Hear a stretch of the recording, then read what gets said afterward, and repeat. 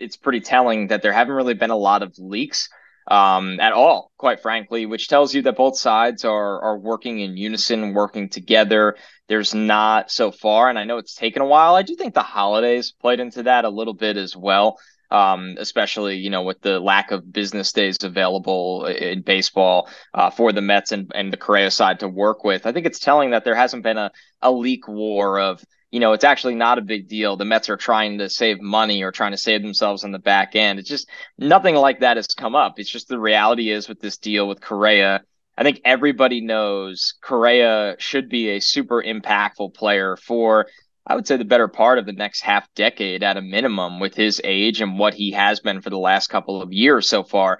The biggest thing is the end of this deal, which is always injuries or no injuries. When you're signing a guy into the wrong side of 35 years old and closer to his age 40 season, that's always the fear, Joe. And then when there's a legitimate medical reason, not just a, hey, this guy could break down, but a, hey, this guy has medical reasons telling you that I don't want to say a likelihood, but a higher chance than the average player that didn't have a surgery history like that. That's where it becomes really complicated. So the Mets have to do what's best for them. Correa has to go out and get every single last dollar and year that he possibly can because, Joe, as we know, this is a guy who's been through this before. I mean, he went through it. He took the contract with the Twins that gave him insurance to have the opportunity to reach free agency in his prime again if he had a good year. He did. He reached free agency. But now it feels like for Carlos Correa, and a lot of guys do want to settle in somewhere, it's time to settle in, get that long-term deal, figure out where you're going to be for a long time. And all signs point to that still being the New York Mets.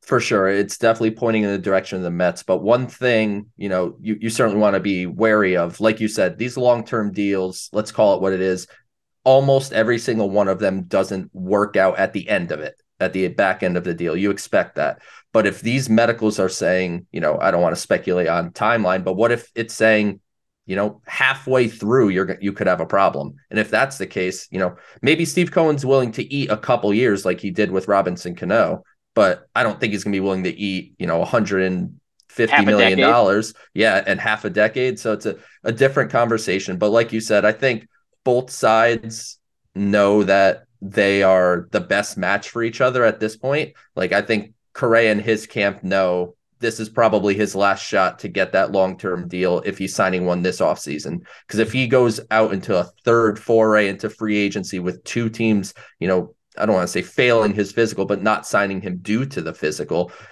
it's hard to envision another team saying, oh, well, we got 10 years and $300 million available to you.